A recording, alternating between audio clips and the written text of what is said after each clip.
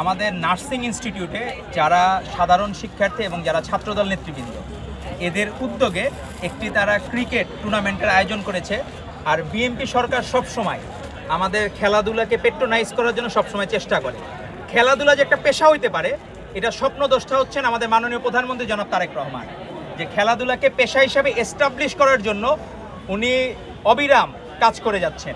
এবং চতুর্থ শ্রেণী থেকে এরপরে পরবর্তীতে যে কোনো সময় চতুর্থ শ্রেণী বাধ্যতামূলকভাবে খেলাধুলাকে শিখতে হবে সবার, অন্তত বডিকে ফিট রাখার জন্য যতটুকু খেলাধুলা দরকার, এক্সেস কোনো কিছু না।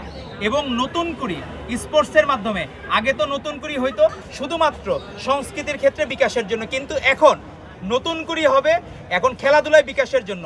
আমরা বাংলাদেশ যাতে জনাব তারেক রহমানের নেতৃত্বে ভবিষ্যতে আমরাও যাতে ওয়ার্ল্ড কাপ বিশ্বকাপ খেলতে পারি, ফুটবল ওয়ার্ল্ড কাপ যাতে খেলতে পারি, ক্রিকেটেও যাতে আমরা আরও ভালো করতে পারি, আমরা যাতে ওয়ার্ল্ড কাপ উইন করতে পারি, তার জন্য আমাদের কাজ করতে হবে, নিরন্তর সংগ্রাম করতে হবে। আপনারা সাংবাদিক বন্ধুরা আপনারা আসছেন, কিছু বিষয় আসলে এখন যেগুলো ঘটতেছে এগুলো আমাদের জন্য আসলে 24-এর গণ অভ্যুত্থান আমরা যারা পক্ষের শক্তি তাদের জন্য খুবই বিব্রতকর। আমরা দেখলাম ইসলামী ছাত্র শিবির, অনেকে গুপ্ত শিবির বলে, অনেকে রক্কাটা শিবির বলে, তো আমরা শিবিরের ভাইরা দেখলাম তারা একটা নাটক মঞ্চায়ন করছে যে শিবির নাকি ছাত্রলীগ ধরতেছে। তো আমার কাছে দেখে মনে হয়েছে, বাংলাদেশের সাধারণ শিক্ষার্থীদের মনে হইতেছে যে এক ছাত্রলীগ আরেক ছাত্রলীগকে ধরতে গেছে। কি এক অদ্ভুত বিষয়! এরকম আমি সিনারিও আমি জীবনে দেখি নাই যে এক ছাত্রলীগ আরেক ছাত্রলীগকে ধরতেছে। এদের জন্য ভালো হইতো গুপ্ত শিবির যদি ছাত্রলীগকে ধরার বদলে কোলাকুলি করতো, তাইলে জিনিসের অথেন্টিসিটি বাড়তো, বাংলাদেশের মানুষ সাধারণ শিক্ষার্থীরা বিশ্বাস করতো যে হ্যাঁ এখন মঞ্চায়নটা ঠিক আছে, যে শিবির আর ছাত্রলীগ কোলাকুলি করতেছে। তো এরকম দৃশ্য আমাদের এবং সাধারণ শিক্ষার্থীদের মনে বিভিন্ন কিছু প্রশ্নের খোরাক যোগায়, যে আলটিমেটলি তারা আসলে নিজেদের অতীতে যে লিক করছে সেটাকে ধামাচাপা দেওয়ার জন্য তারা এইসব নাটক মঞ্চায়ন করতেছে। এবং তারা চায় এইসব নাটকের মাধ্যমে এস্টাবলিশ করা তারা যে অতীতে মজলুম ছিল। আপনারা যে মজলুম ছিলেন এটা বাংলাদেশের মানুষকে আপনারা যদি জোর করেন তাও বিশ্বাস করবে না, কারণ হলে থেকে ছাত্রলীগ করে মজলুম হওয়া যায় না।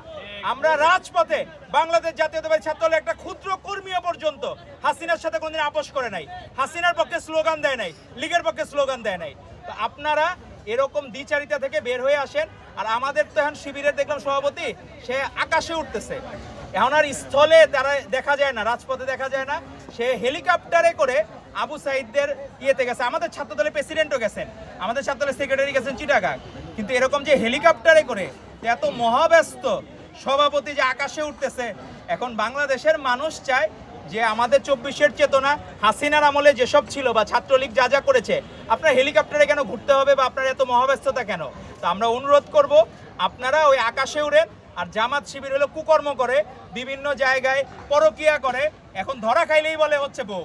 কি এক অদ্ভুত বিষয়! তো একটা দেখলাম যে একটা মিমস বানাইছে, একটা ট্রল দেখলাম যে আপনার সাথে কাজী নিয়ে ঘুরলে ভালো হয়। তাহলে জামাত আর শিবির কাজী নিয়ে ঘুরলে কি হবে?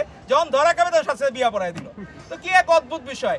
এরকম চাকরির বিনিময়ে আর কোনো বোনকে যাতে হেনস্থা না হইতে হয়, আর কোনো বোনকে যাতে এরকম অন্যায়ের যাতে শিকার না হইতে হয়, তো আমরা তাদেরকে অনুরোধ করব। আর শিবিরের ভাইদের অনুরোধ করব আপনারা আকাশ থেকে পাতালে নামেন, আর ছাত্রলীগের সাথে আর বেশি মেলামেশা করেন না। আপনাদের যে এসব অতীত ইতিহাস বাংলাদেশের মানুষ আর কখনোই নিষিদ্ধ ছাত্রলীগকে ফেরত চায় না।